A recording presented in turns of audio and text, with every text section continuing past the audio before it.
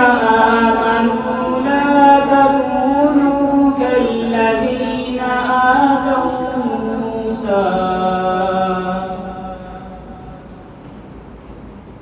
كالذين آذوا موسى فبرأه الله مما قالوا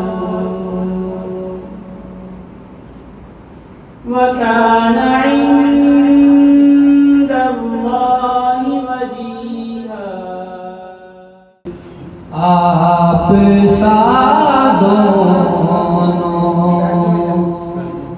जहां में नजर आया ही नहीं, क्योंकि अल्लाह ने कोई और बनाया ही नहीं।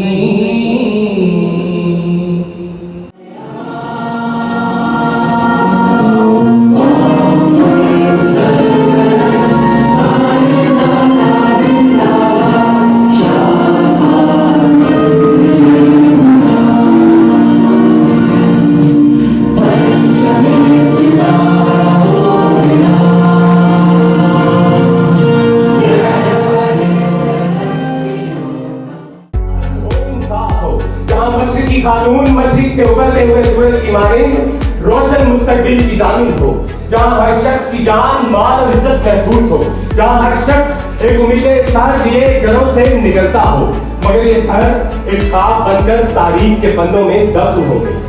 कि मैं जहाँ जिंदा हूँ ये वो शहर तो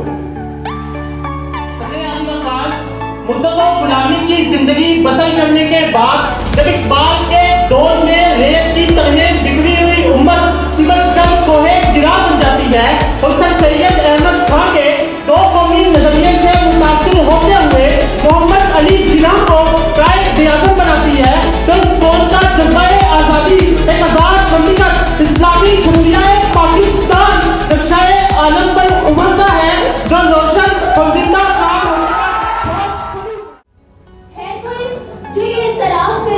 कि हमारे होठों पर खामोशी का साया है और हमारे दिलों में यजीदे वक्त का खौफ तारी है कोई जो ये एतराफ करे कि हम अपने हुक्मरानों के पीठ पीछे तो उनकी बुराई करेंगे,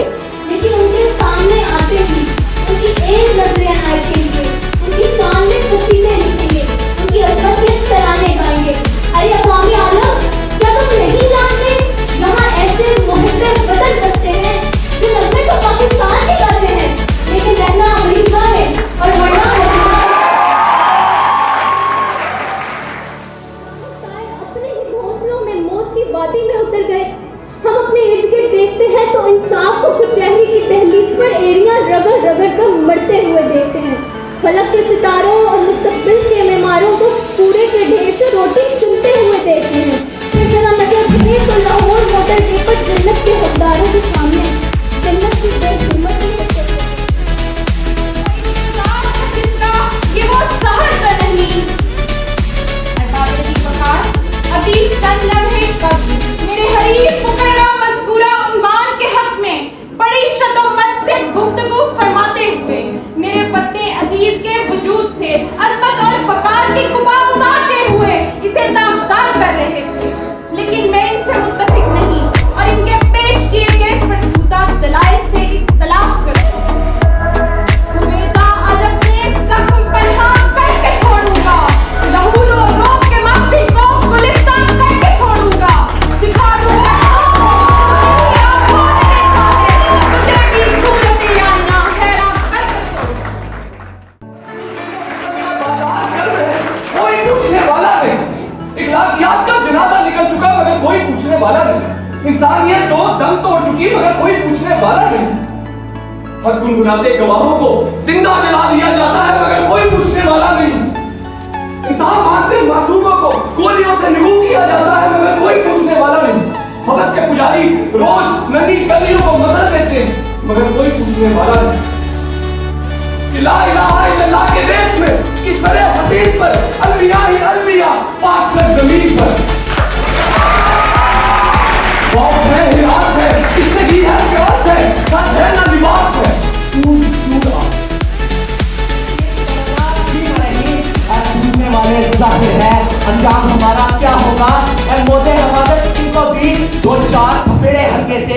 कुछ लोग अभी तक साधन से तूफा का नजारा करते हैं।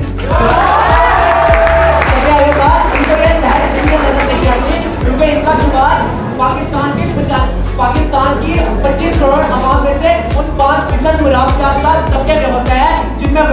लुटेरे और जागीरदार शामिल हैं, जो अपने मफाद के लिए इन सरपरस्तों की और शहर को दबाने के चक्कर में अपने आप को सही साबित करते हैं। सदर मैं यही कहूँगा, माना के दुश्मन कम नहीं लेकिन हमारी तरह हथेली पे जान छोड़ी है। हमारे मुंह से जो निकले वही सदाकत है, हमारे मुंह में तुम्हारी जुबान पे है।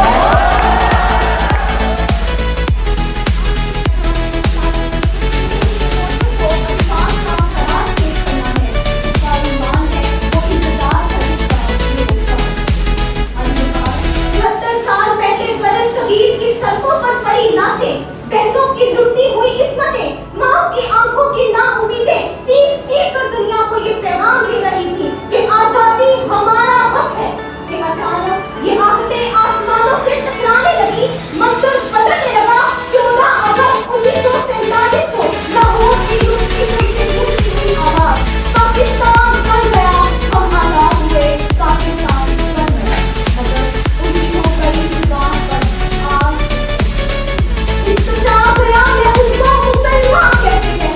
ये बात नहीं कि मुझे इस पे यकीन नहीं, बस डर गया मैं उसको सब बेईमान। कि आज भी कहते हैं इक़्तिदार में माए क्यों अपने नफरे जिगरों की तस्वीर ये करती है।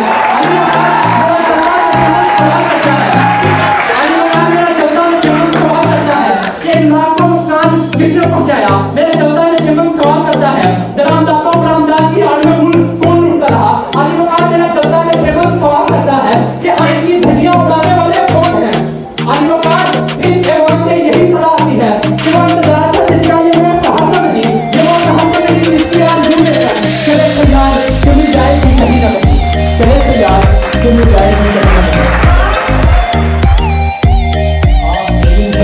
मेरे देश के मुदाफ़रत वासियों पर जो प्यारों की साजिश अपनाकर साम्राज्य को ये पैगाम देते हैं कि तू परिंदे मार दे, सरोवर मार दे, तेरी मर्जी, जिसको दहशत गर्द कहकर मार दे, तेरा उसके मारने वालों से पाला पड़ गया, जो परिंदे भेजकर लश्कर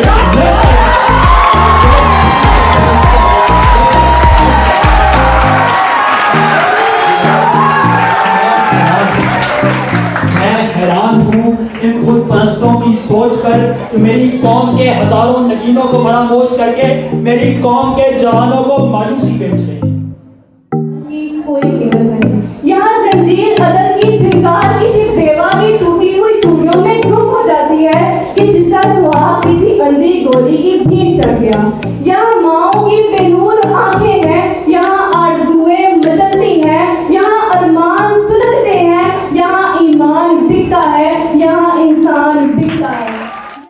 मासूम 6 साल कली से लेकर तानिया तस्करी तक हरेक की यही पुकार है। तो हलवाई क्यों नहीं लिखता मेरे अश्कों के मातम को कि मैंने सहम हाथों से जो बुनियादें उगाई थी, मेरे आबा ने जिस ऊंची इमारत को बनाया था, उस अहन की इमारत में दरारें किस तरह आई। मेरे शहरों की मरज़ों में पसीने दिल का बह रहा था, तो फिर शहरों से लोगों की पुकारें किस तरह आई। तो हलवाई क्यों नहीं लिखता कि मेरे आखिरी विरसे को किसका दिल ने लूटा है और मेरी जिंदगी का ख्वाब किन हाथों में टूटा है। बताओ बताओ गैर को मेरी कमाई कौन देता है, मेरे ही शहर में मेरी दुहाई कौन देता है। मेरे ही तो हलवाई क्यों नहीं लिखता मेरे उसको के मातम को।